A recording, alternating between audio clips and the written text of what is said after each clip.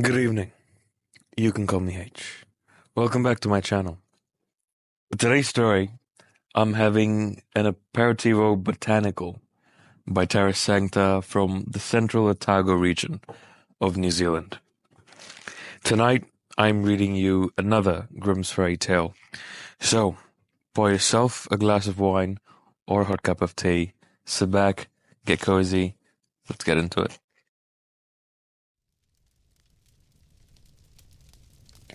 A certain poor man had 12 children, and was obliged to work day and night to find them bread to eat. But when the 13th child was born, he ran out in his despair on the high road to ask the first he should meet to stand godfather to it. Presently he met Death striding along on his withered legs, who said, "Take me for godfather." The man asked him who he was, and received for reply, "I am Death, who make all things equal." "Well, then," answered the man, "you are the right person. You make no difference between the rich and poor. You shall be godfather for my boy." Death replied, "I will make your child rich and famous. He who has me for a friend can need naught." Then the man told him the christening was fixed for the following Sunday, and invited him to come. And at the right time he did appear, and acted very becomingly on the occasion. When the boy arrived at years of discretion, the godfather came and took him away with him, and leading him into a forest, showed him a herb which grew there. "Now," said Death, "you shall receive your christening gift. I make you a famous physician. Every time you are called to a sick person, I will appear to you. If I stand at the head of your patient, you may speak confidently that you can restore him. And if you give him a morsel of that vegetable, he will speedily get well. But if I stand at the feet of the sick, he is mine, and you must say, all medicine is in vain, for the best physician of the world could not cure him.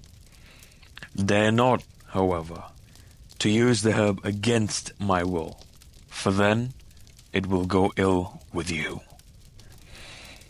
In a very short space of time, the youth became the most renowned physician in the world. He only wants just to see the sick person, and he knows instantly whether he will live or die, said everyone to his neighbor.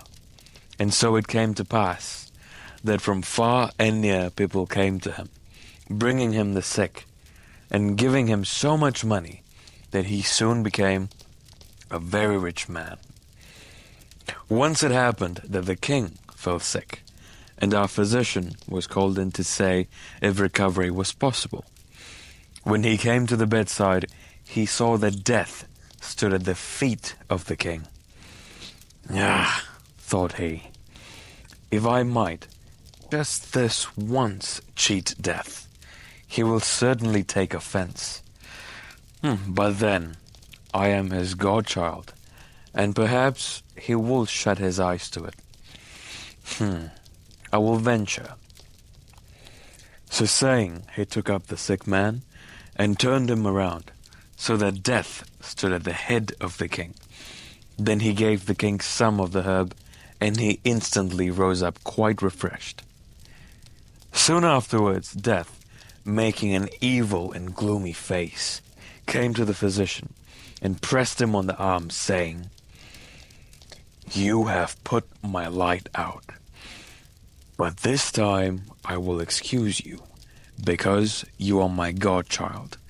However, do not act so again, for it will cost you your life. Then I shall come, and I will take you away." Soon after this event, the daughter of the king fell into a serious illness, and as she was his only child, he wept day and night until his eyes were almost blinded. He also caused to make known that whoever saved her life should receive her for bride and inherit his crown. When the physician came to the bedside of the sick, he perceived death at her feet, and he remembered the warning of his godfather. But the great beauty of the princess and the fortune which her husband would receive so influenced him that he cast all other thoughts to the wind. He would not see that death cast angry looks at him and threatened him with his fist, but he raised up his patient and laid her head where her feet had been. Then he gave her a potion of the wonderful herb, and soon her cheeks regained their color, and her blood circulated freely. When Death thus saw his kingdom a second time invaded, and his power mocked, he strode up swiftly to the side of the physician, and said, "Now is your turn. Come." And he struck him with his icy cold hand so hard that the physician was unable to resist, and was obliged to follow Death to his underground abode. There the physician saw thousands upon thousands of lamps burning in an immeasurable rows, some large, others small, and others yet smaller. Every moment some were extinguished, but others in the same instant blazed out, so that the flames appeared to dance up here and there in continual variation. "Do you see?" said Death. "These are lamps of men's lives. The larger ones belong to children, the next to those in the flower of their age, and the smallest to the aged and grey-headed. Yet some of the children and youth in the same world have but the smallest lamps." The physician begged to be shown his own lamp, and Death pointed to one almost expiring and said, "There, that is yours." "Ah, my dear godfather," exclaimed the physician, frightened. "Kindle a new one for me. For your love of me, do it, that I may enjoy some years of life, marry the princess, and come to the crown." "That I cannot do," answered Death. "One lamp must be extinguished before another can be lit." "Then place the old one over a new lamp, that its dying fire may kindle a fresh blaze," said the physician entreatingly.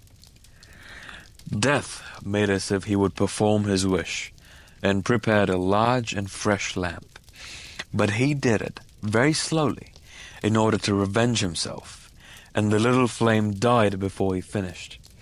Then the physician sank to the earth and fell forever into the hands of Death. The end. So there you have it, The Godfather Death by Grimm's Fairy Tales. I hope you enjoyed that story. For more stories like this, don't forget to subscribe and like the video. I appreciate you and your support. All for tonight. Good night for now.